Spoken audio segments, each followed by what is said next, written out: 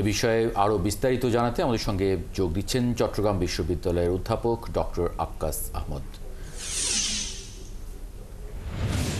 Doctor Ahmad, আপনাকে স্বাগত জানাচ্ছি একাত্তরে।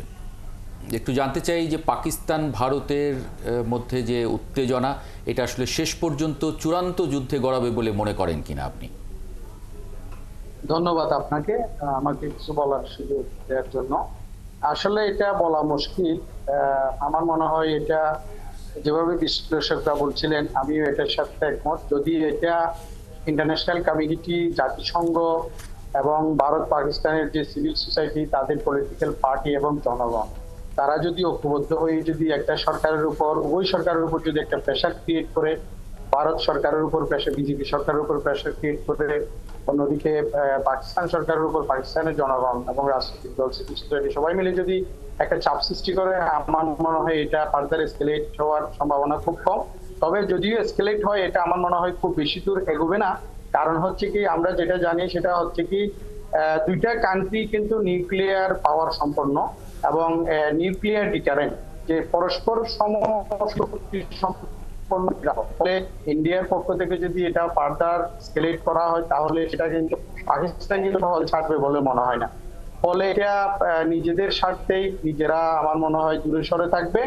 এবং সেটা আমি আমি যেটা মনে করি সেটা হচ্ছে কি, কখনোই আমাদের এই সাউথ এশিয়ায় এটা একটি নিউক্লিয়ার উইপন এখানে প্র্যাকটিস হোক এবং পরমাণু অস্ত্র, পরমাণু যুদ্ধ হোক, সেটা কখনোই আমাদের জন্য ভালো হবে না। এবং প্রতিবেশী রাষ্ট্র হিসেবে আমরা বাংলাদেশের নাগরিক, আমাদের জন্য এটা বড় ধরনের একটি ইম্প্যাক্ট করতে পারে, বিশেষ করে এক্সপোর্ট ইম্পোর্টের ক্ষেত্রে। কারণ হচ্ছে আমরা জানি যে এখানে পাকিস্তানের সাথে যে আরব সাগর, আবার এখানে ভারতের সাথে বঙ্গোপসাগর এবং ভারত মহাসাগর এবং আরব সাগর, এখানে ট্রেড গুলো হয় চায়নার সাথে বা ইউরোপের সাথে, মিডল ইস্টের সাথে যে ট্রেড, এখানে আমাদের যে সি রুট, সেটা বড় ধরনের ট্রেডের ক্ষেত্রে একটা মানে বড় ধরনের একটি অস্থিরতা তৈরি হতে পারে। এবং আমাদের ব্যবসা বাণিজ্য, অর্থনৈতিক উন্নয়ন এবং আমাদের যে গ্রোথ রেট, সেটা মারাত্মকভাবে হুমকির সম্মুখীন হতে পারে এবং মানবিক বিপর্যয় করতে পারে, পাশাপাশি পরিবেশেরও বিপর্যয় করতে পারে। সেই জন্য আমরা সবাই, আমাদের সবাইকে ঐক্যবদ্ধ হতে হবে। এবং Bangladesh as a stakeholder of South Asia কখনোই কোনোভাবে এই যে ফার্দার এসকেলেশনকে কখনো সেটাকে সাপোর্ট করা কিংবা কোনো একটা পক্ষে যাওয়া, সেটা কখনোই উচিত হবে না। এবং বাংলাদেশ কোনো ওইরকম যে কোনো সংঘাতের দিকে যায়, ওই ধরনের কোনো মন্তব্য করার থেকে আমার মনে হয় বাংলাদেশ সরকারকে অধ্যাপক আক্কাস আহমদ, মানে পাকিস্তান দাবি করেছে যে ভারতে বেসামরিক স্থাপনায় হামলা চালিয়েছে ভারত, এবং পাকিস্তান ভারতে একটি সেনা ঘাঁটিতে হামলা চালিয়েছে। এর মধ্য দিয়ে আসলে পাকিস্তান কি ধরনের বার্তা দিতে চাইছে ভারতকে? আসলে এটা বার্তাটা হচ্ছে কি, আমি আগেই বলেছি যে এখানে যদি আমরা পারমাণবিক সক্ষমতা যদি কম্পেয়ার করি বিটুইন দি টু কান্ট্রিজ, দুই দেশের মধ্যে, তাহলে কিন্তু ওয়ারহেড, যেটা নিউক্লিয়ার ওয়ারহেড, পাকিস্তানের হচ্ছে 172টা, আর ইন্ডিয়ার হচ্ছে যে 170 বা 168 এরকম। পরমাণু অস্ত্রের দিক থেকে কিন্তু দুটা কান্ট্রি কিন্তু সমান। এবং এটা পাকিস্তান যে তাদের অনেক কষ্টের বিনিময়ে, ত্যাগ তিতিক্ষার বিনিময়ে, তাদের একটা অনেক কষ্টের বিনিময়ে তারা কিন্তু পরমাণু অস্ত্রের অধিকারী হয়েছে।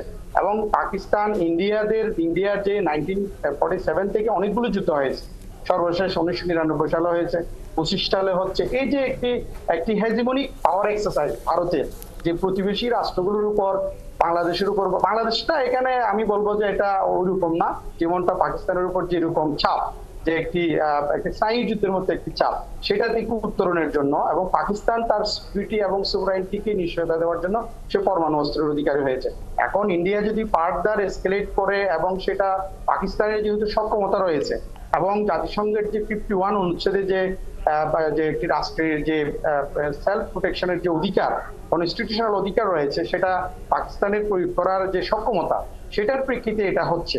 এখন যেটা বলছি যে সেটা হচ্ছে পাকিস্তান, আমি যেটা বলছি যে সপ্তাহখানেকের মধ্যে হয়তো উত্তেজনাটা থাকতে পারে, যেহেতু নিউক্লিয়ার ডিটারেন্ট, দুটাই পারমাণবিক শক্তি সম্পন্ন রাষ্ট্র।